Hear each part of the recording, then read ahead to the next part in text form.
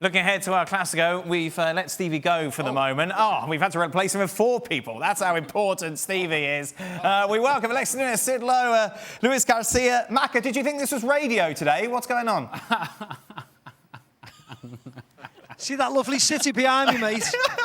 I'm just off to explore it as soon as I finish with you. Yeah, exactly. Look at the state of that. Can't even tuck your shirt in. Hey, Macca, you should be looking forward to it. This should be a good game, shouldn't it? Yes, mate. It should be a good match. It should be an amazing game, mate. Of course, we're not in the Camp Nou for the first time in a long time. Of course, we're in Montjuic, and the atmosphere might be slightly more easy for the Real Madrid fans, but still, it's a fantastic game. I mean, El Clasico's spoken about all over the world. I'm really looking forward to it. I can't wait to see what kind of side Xavi puts out tomorrow in Barcelona, because, of course, there's lots of stories about different injury problems. But Real Madrid go into the game and they must be very confident with all these stories and the fact that they're sitting pretty where they are at the moment. Luis, a lot of speculation about who's going to play. Xavi, of course, delaying to name his squad. Normally, that's named 24 hours before kickoff. We've asked you to give us kind of a guess and insight into what you think your starting 11 is going to be. If you're Xavi, who are you pushing hardest to start? Is it Lewandowski? Lewandowski is one of them. Of course, I think after he received a knock and he got an ankle problem, it's one of those. When you have a hamstring problem, a calf problem, something that he got a muscle involved, you're going to be more careful with it. You're not going to risk it because you know he can snap at any second. But if it's a pain because of an ankle or you twist it or something like that, with an anti-inflammatory, I'm sure that Lewandowski is going to say, yes, I want to play on this game, because they know how important it is. In the middle of the park, you know that with Frankie de Jong, everything looks different, but it's going to be tricky to try to get him involved from the start. So I will go for Gundogan, Fermin and Gavi to give a lot of fresh legs, to give a lot of work into the middle of the field and give Gundogan the chance of build from the back. I think that it's been very important. Oriol Romeo has been sloppy sometimes on the build-up, so I guess that in transition he struggled a little bit. So I will go for that, giving a chance up front, of course, to Joao Felix. And Rafinha, if he's ready, I think it's going to be tricky. So Lamine Yamal could be the one involved for Ferran Torres. But the most important, I think, is right there in the middle with Lewandowski. That is your top scorer. And you know that when he's on the field, everybody is looking at him because he's so dangerous when he's into the box. Question marks about where Cancelo will play, Ali, given that Vinicius Jr. would be the man that he'd be marking up against. We know what he brings going forward. Defensively, is he up to this task? To mark Vinicius Jr.? The answer is no, if indeed that's the matchup. Now, you put Joao Cancelo there also with the idea that if Joao Cancelo is going to push up, Vini Jr. is going to have some defensive responsibilities. And if Vini is going to cheat and is going to hang out whoever is going to be in that left-back position, whether that's Camavinga or that's Fran Garcia or whoever it may be that Ancelotti puts there, then guess what? My idea would be that Ronald Araujo is shifting to the right-hand side of the back line, and he would be aware of Vini Jr. of a possible counterattack and transition moment. But Cancelo, I think, plays because he is an outlet that Barcelona need down the right-hand side. Otherwise, Barcelona becomes very left-sided. They don't have an outlet on the right-hand side. Everything goes down the left. They become more predictable.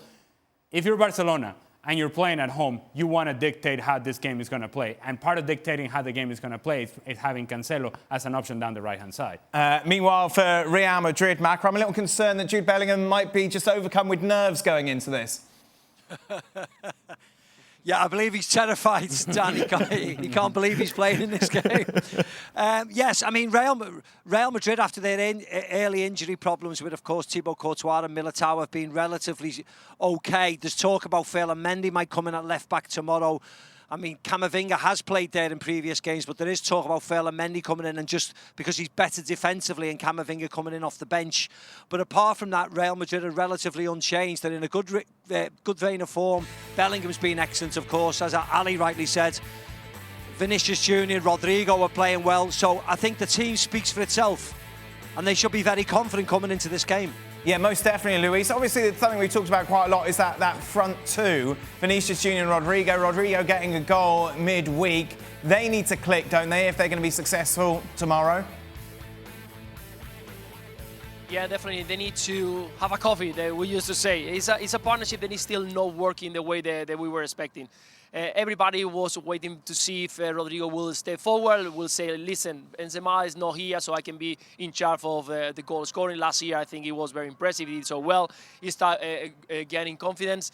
But this year looks like when there is no center forward, there is no someone there who kind of stick with the center forward, has allowed him to be more satellite around them.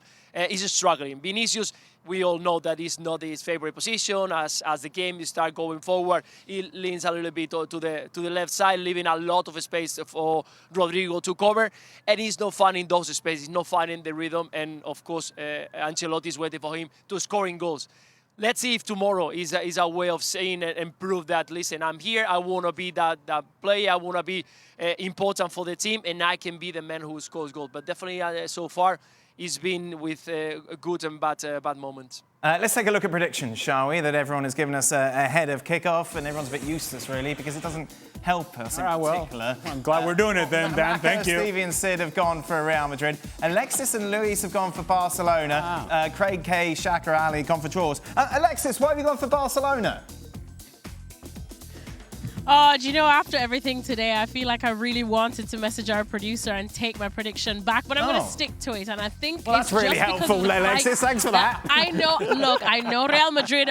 I know Real Madrid are favourites going into this one. We've talked so much about how vulnerable Barcelona look at the back, and that is so true. And just thinking of a Jude Bellingham going after them really does scare me for Barcelona. But you know what? One thing that this Barca under Xavi has is a fight. It's a fight. And even though the atmosphere is going to be a bit different here at Montjuic, I've already done 2 matches here against Betis and against Sevilla, the 2 Andalusian teams. And it does get dicey, it does get feisty. They're able to still bring some atmosphere, and I think it will still play a part. So I'm going to go with a fighting Barcelona to just get a victory here at Montjuic. Sid, I've known you for 18 years, and during all that time, you've said 2-2 for every Clasico. Yet, for some reason, now, you've gone for 2-1 Real Madrid. I knew that was coming, because you're right, I do almost always go for the 2-2, which comes off more often than you might expect. I think fundamentally the reason is exactly as we've been talking about in the show, which is the injury problems that Barcelona have. It's the way that actually really and truly Real Madrid are not playing particularly brilliantly either, but they're finding results. They've got 3 or 4 really good performers within a kind of a collective structure that may not be entirely working, but individually it is. Although it is also true that Barcelona, they won the league doing this last year, maybe don't always convince us, but they do compete. But I just think with those key injuries, I just think Real Madrid shade it tomorrow. Luis, former Barcelona midfielder, what is it about Barca that you're going for tomorrow? I know that it looks strange, and then I think, but Real Madrid is still vulnerable, and Gundogan just mentioned it. We've seen it so far this season that also the partnership at the back is not working. There is a lot of maladjustment. There is a lot of moments. We saw them at Champions League during the midweek. In the last 20 minutes, they struggled to keep the goal without conceding chances, and that's something that when you play against Barcelona, you know that you're gonna have opportunities. So I think that is gonna be a very tight game, but I still think that Barcelona, even with the youngster, even with those fearless young boys that they are going to come into the game, I think they have chances to win the trophy, to win the game. Not talking about big scores, but definitely have the chance of winning. You and Alexis very convincing in your Barcelona arguments, it must be said. If you're looking to make money, go to the expert, obviously. Take a look at these bets, Alex. Okay. Bellingham to score any time. I know that's a kind of a given, but that's a nice one. The one I really like. Never mind the numbers. Gavi. Never mind the numbers. Oh, look at that. You're looking into my soul right now. Look at that. What is that? That was pre-kids and marriage. So much life. Gavi to receive a booking is plus 120. That is great value. You put that, parlay that with Bellingham, that's plus 527, Ali. That is a lot of money indeed. Hold on a second, but what score did you pick? 1-1.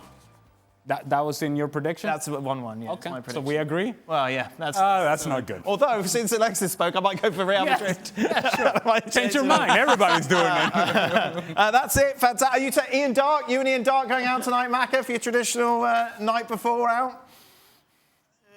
Yeah, absolutely, of course we are. I'm going out now. He's going to meet me out later on, mate. Beautiful. Thank you very much, guys. Much appreciated, as always. Real Madrid against Barcelona, of course, then will be live tomorrow on ESPN+.